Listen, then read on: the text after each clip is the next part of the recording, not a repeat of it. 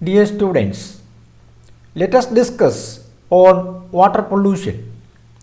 In this session, we can discuss on water pollution due to human activities. Water resources face serious threats that are caused primarily by human activities.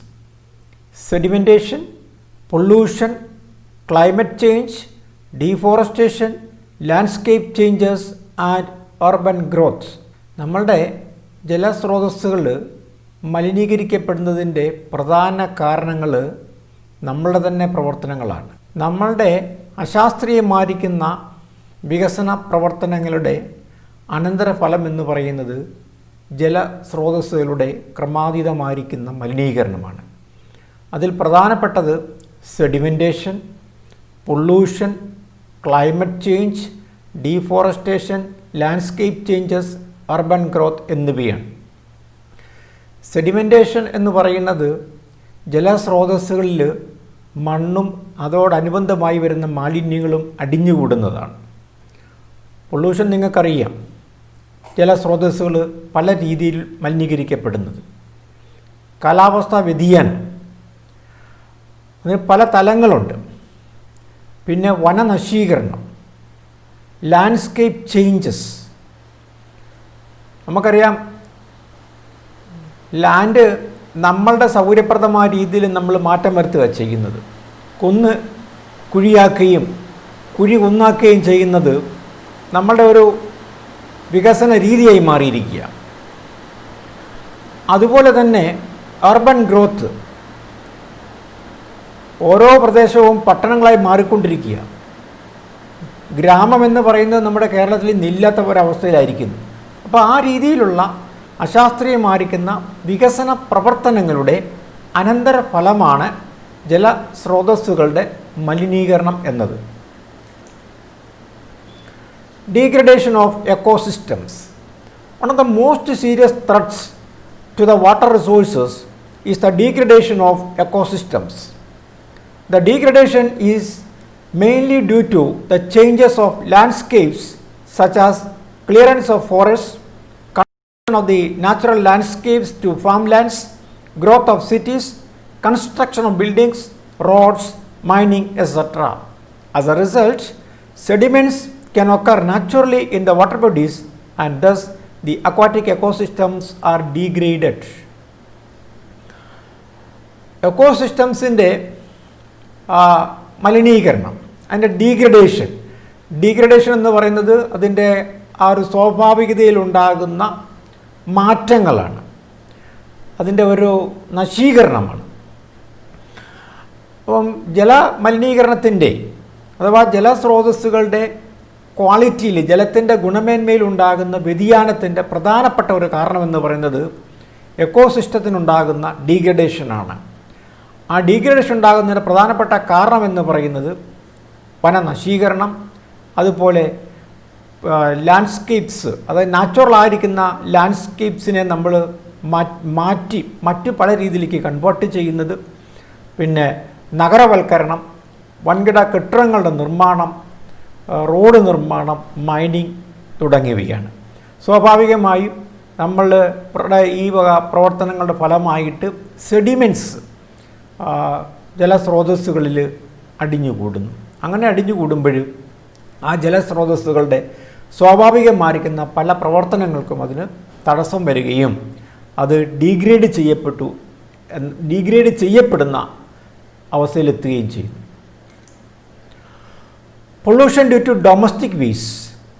Domestic waste is any substance which is discarded after primary use.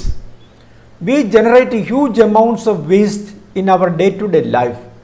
The groundnut shells that we throw after eating or the chips wrappers that we discard after consuming the chips are all parts of the activities that contribute to the generation of waste. It includes combustible materials such as paper, cardboard, yard clippings, wood or similar materials generated in a dwelling place.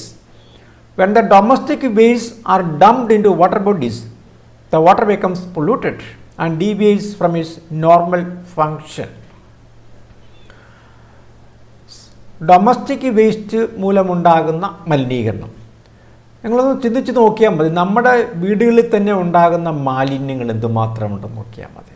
നമ്മൾ സാധനങ്ങൾ വാങ്ങിച്ചുകൊണ്ട് വരുമ്പം അത് cover ചെയ്തിരിക്കുന്ന ആ ഒരു plastic paper അല്ലെങ്കിൽ മറ്റ് ഹാർഡ്ബോർഡ് പേപ്പർ, ഇങ്ങനെയുള്ള പല പല വസ്തുക്കൾ ഇത് നമ്മൾ സ്വാഭാവികമായി നമ്മൾ പുറത്തേക്ക് വലിച്ചെറിയാണ് ചെയ്യുന്നത്.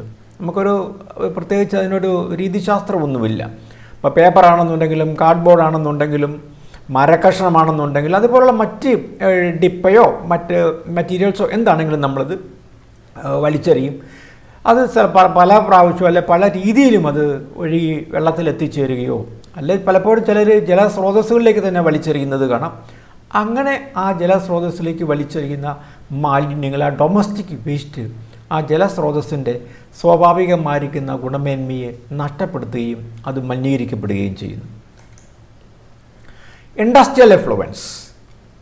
Industrial effluent is any waste water generated by an industrial activity. An industrial activity is a process that involves the manufacture of any object or service that gives profit. The garage that services your car and the cafe where you can buy your lunch are examples of industries. To a lesser or greater extent, all such units create waste.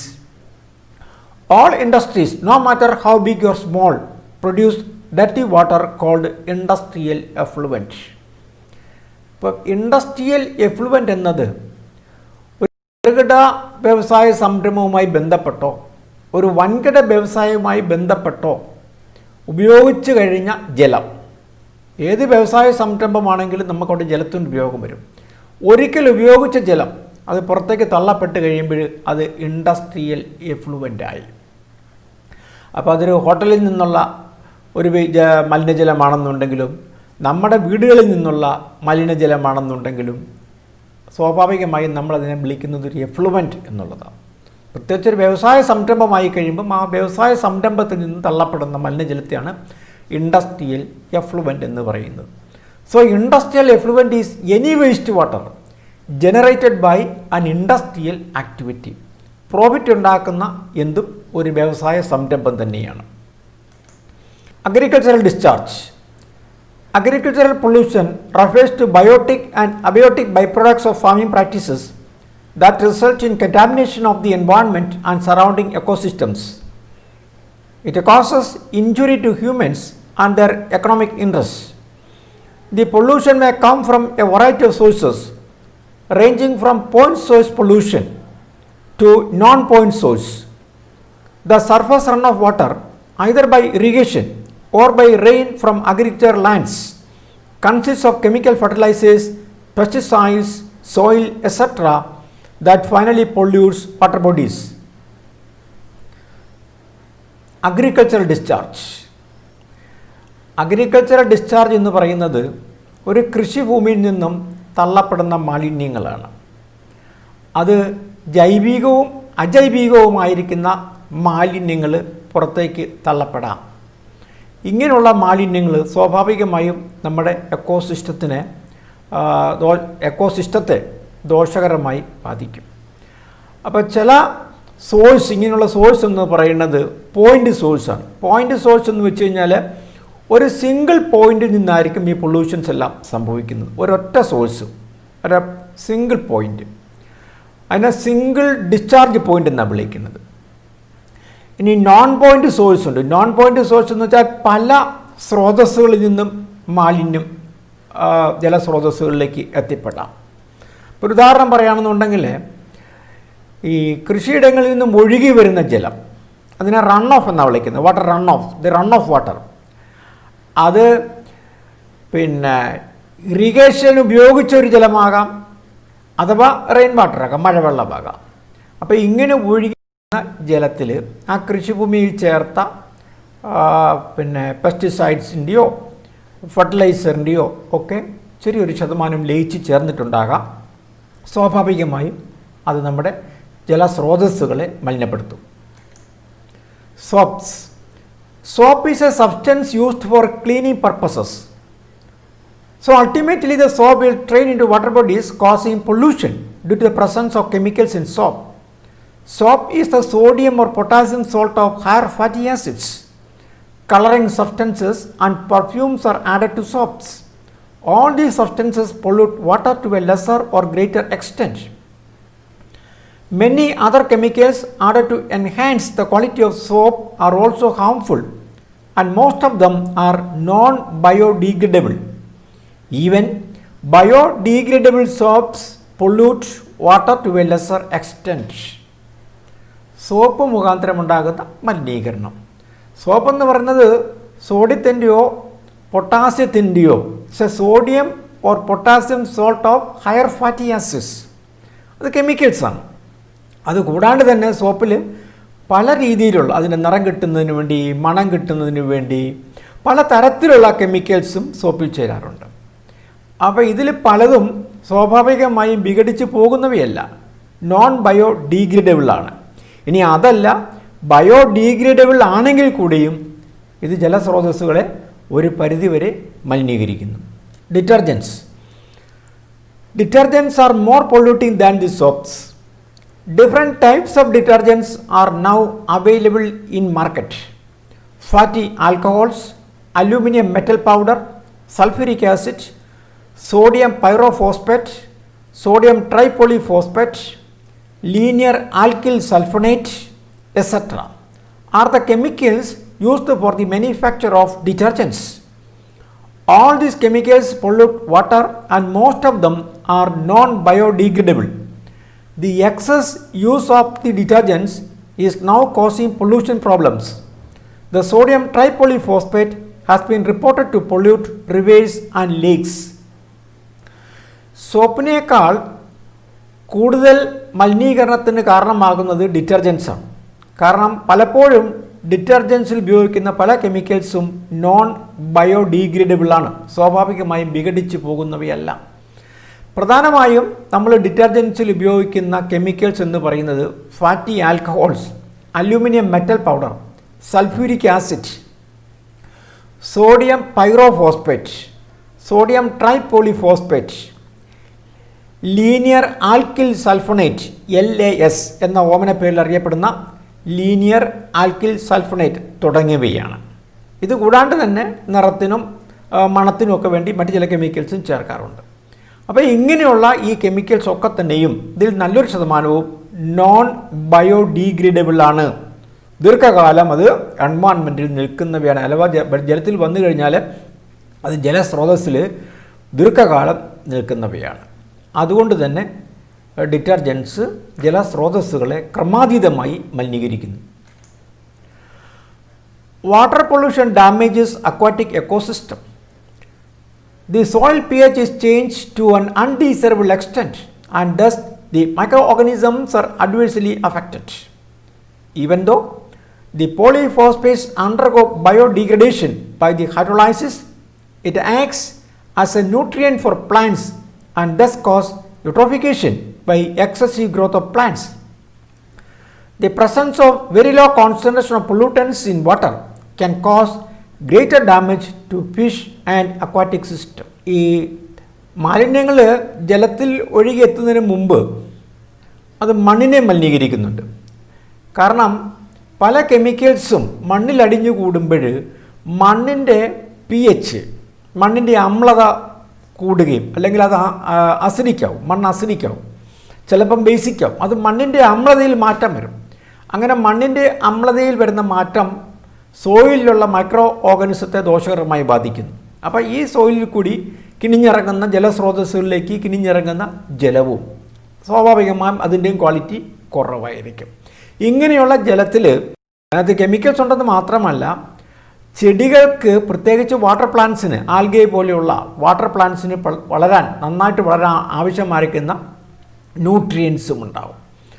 അപ്പോൾ ഇങ്ങനെ വരുന്ന nutrients ജലത്തിൻ്റെ സ്വാഭാവികമായിരിക്കുന്ന ഗുണമേന്മയെ അത് മാറ്റുന്നു, അല്ല ഗുണമേന്മയ്ക്ക് അത് ദോഷം വരുത്തുന്നു.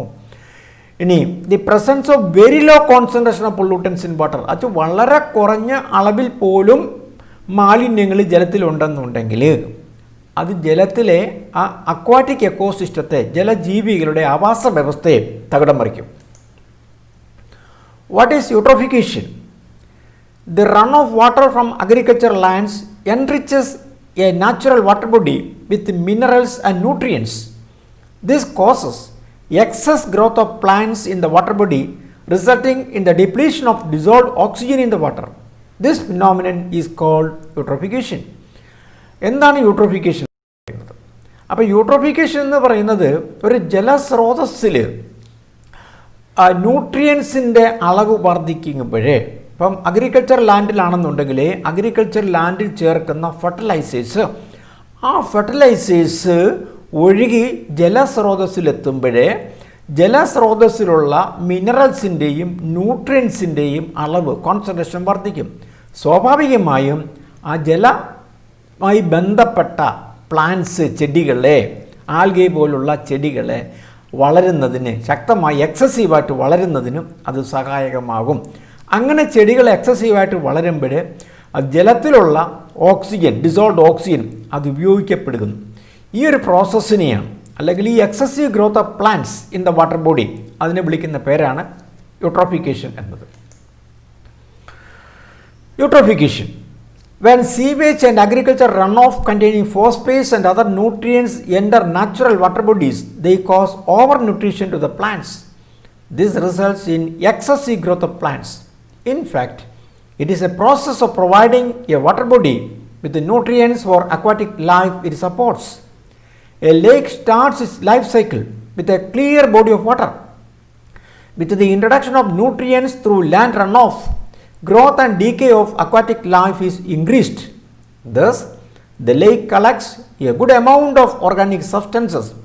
Eventually, there occurs an algal bloom, and finally, the lake becomes a marsh, or marshy land. Eutrophication എന്താണെന്ന് കുറേ കൂടി വിശദമായിട്ടാണ് ഈ ഒരു സ്ലൈഡിൽ തന്നിരിക്കുന്നത്. അപ്പോൾ കൃഷിഭൂമിയിൽ നിന്നും ജലത്തിലേക്ക് ഒലിച്ചിറങ്ങുന്ന അല്ലെ ഒഴുകിയെത്തുന്ന ന്യൂട്രിയൻസ്, പ്രത്യേകിച്ച് ഡിറ്റർജൻസിലുള്ള പോളിഫോസ്ഫേറ്റ്സ് പോലുള്ള ന്യൂട്രിയൻസ് ജലസ്രോതസ്സിലെത്തി കഴിയുമ്പോഴേ ജലത്തിൽ വളരുന്ന ചെടികളുടെ വളർച്ചയെ അത് ത്വരിതപ്പെടുത്തും. എക്സസീവായിട്ട് അത് വളരും. അങ്ങനെ എക്സസീവായിട്ട് വളർന്നു കഴിയുമ്പോൾ സ്വാഭാവികമായും ജലത്തിലെ ഓക്സിജൻ ഉപയോഗിക്കപ്പെടുകയും ആ ജലം ഒരു ഡെഡ് പൂൾ ഓഫ് വാട്ടറായി മാറുകയും ചെയ്യും. ഒരു ഉദാഹരണം എടുക്കുകയാണെങ്കിൽ ഒരു തടാകം, ഒരു ലേക്ക് എടുക്കാം. ആ ലേക്കിൽ ആദ്യം ഉണ്ടായിരുന്നത് നല്ല ക്രിസ്റ്റൽ ക്ലിയർ ആയിരിക്കുന്ന ജലമായിരുന്നു. പക്ഷേ അതിലേക്ക് കാർഷിക മേഖലയിൽ നിന്നും കൃഷിഭൂമിയിൽ നിന്നും ഒഴുകിയെത്തിയ ന്യൂട്രിയൻസിൻ്റെ അളവ് കൂടിക്കഴിഞ്ഞപ്പോഴേ അക്വാറ്റിക് ലൈഫ് അതായത് സസ്യങ്ങൾ അത് ക്രമാതീതമായി വളരുകയും അത് സ്വാഭാവികമായി വളരുന്നു, അത് ഡീക്കേ ചെയ്യുന്നു.